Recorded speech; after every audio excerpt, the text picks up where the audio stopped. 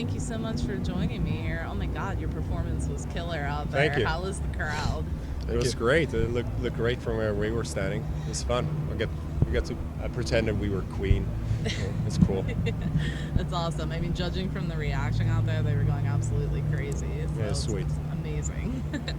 So can you guys talk a little bit about the recording process for the latest album? Maybe, one or two songs in particular. Can you tell me what the mindset was like? Because I know this is a concept record. Yes. Maybe about the recording process, it's like we go out of our way to make things different each time in as many aspects as we can. Like trying other producer stuff. Sylvia Massey this time was amazing, and also location for recording, and that gives different vibes depending on where on the planet you are. Like Hail the Apocalypse, we did in Thailand, and so we knew we weren't doing that this time, and we didn't feel like going back to the studios we have used in the Gothenburg area before. So we did the initial parts, like the major part of the recording, we did in a castle in Germany. Bremen? Dresden? Yeah, Dresden. Röhrsdorf. Yeah, Röhrsdorf, outside of Dresden. So, spend some time at a castle there with our own bar, with nice bohemian lager. And, and that is where we did it as really, the part we really do as a group. And then we went to do the vocals in Finland, where I live now, and we went out to an old fortress where they built a studio in the old, was it the prison halls? I think? Yeah, the old prison. And we did the vocals there, in the archipelago, and then we finished it off on close to home in the Swedish countryside among the cows. We did the last touches, and it all kind of encapsulates lots of what this album was about. Some sense of ancientness, the sense of lots of nature going on it, and the whole Nordic atmosphere that this album has, according to us at least. So so location. Absolutely. I'm always curious whether that becomes almost a character within the overall storyline or the recording process. Because I've always heard bands say sometimes they have to take that time away from the city and go out and do all that. You need to be hard to reach. It helps us a lot. So can you talk a little bit about the concept of the story? Because I feel like anymore we're stuck in a singles market. People do not want to listen to an album overall. I think, but obviously people did want to listen like that. Right. And that is, I think we've proven that now.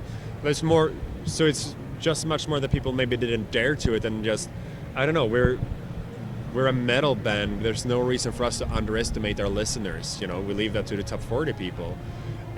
So I never felt any real doubt about that a concept album in metal now would have a hard time finding an audience. I felt confident about it. I think fans are hungry for it because I love to be able to put on an album from start to finish and get lost in it. Exactly. And follow a story as well. I feel like that's lacking.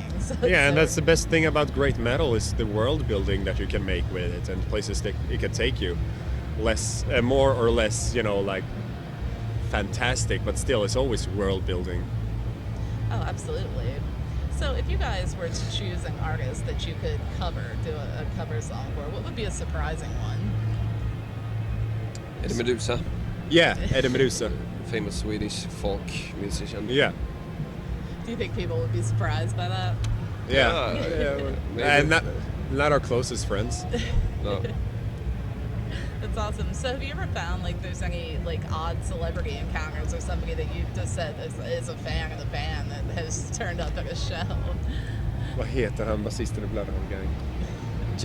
Evil Jared. Evil Jared Bloodhound Gang showed up on a show once. Nice, I have not heard that. And he's fluent in German, very nice man. Mike Portnoy showed up today. Yeah. He let us know, he tweeted about being into what we're doing. And that's fun because, we still, he's in a bunch of great bands now as well, but especially, growing up, what Dream Theater means to any young, aspiring metal musician that wants to practice a bit longer, so that was pretty huge for us. Absolutely. So with all the albums under your belt now, how hard is it for you guys to craft the set list? I mean, I know the festivals, it's usually the staples kind of have to go in there. Exactly. Well, It's hard, but I think we always taken it like insanely serious, our set list. So we spent too much time on it already when we had like 2 songs to play. Yeah. Which one do we do first? I don't know. Let's talk. Let's book a meeting. So I don't know how much that has changed. It's right. I'm more comfortable with the fact that okay, this and these many had turned out to be staples. That whole thing, and it's just then nice to like feel we're not gonna play the one they really want. It's more like that. Absolutely. So what has it been like for you guys with fan interaction? And, when you hear fans come up and say your music's, having an effect on them or help them through whatever type of situation that they may or may not, because, music is such a unifying force. What has that been like? Is that still surreal for you guys at all? It's always flattering and honoring to hear those things. And, it's if you're going to have an effect on people, it's nice if it's a positive one.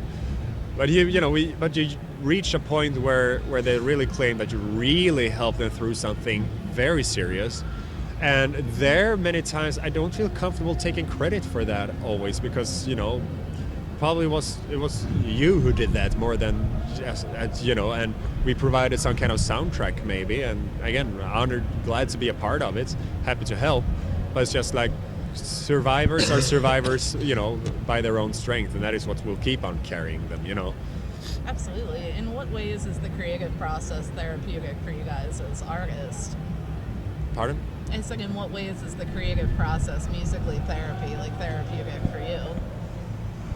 Sometimes I doubt that it even is. Like if you can write yourself into a dark place just as easily as you can write yourself out of it.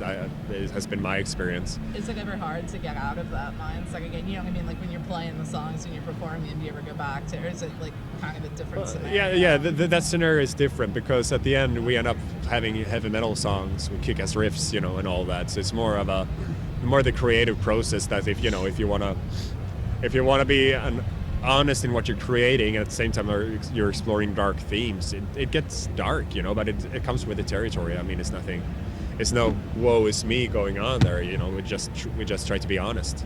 Absolutely. I mean, we've seen so many changes in the music industry over the years. Which one has probably had the biggest effect on the way that you guys approach recording and touring and all of that? We're too young to remember any different way of doing it. Yeah. I mean, Napster was old when our first album came out, so I mean, the money was long gone.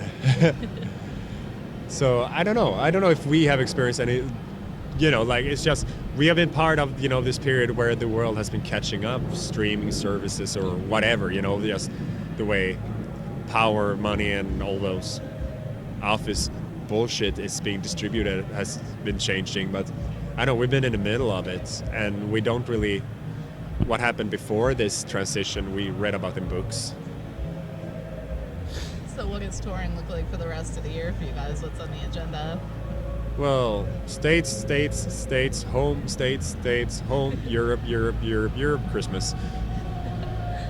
That's awesome. Any more music videos planned? I love that you guys Working on it. Forgot the art of that. Yeah. Beautiful. No, it's important to us. Like that is just treated on the same level as our songs. Absolutely. I love It has the to be visual. art. Absolutely. Well, I want to thank you guys so much Thank you for very taking much. a few minutes to Thank speak you. with me. Thank you, I our pleasure. appreciate it. Thank you. Thank you. Thank you.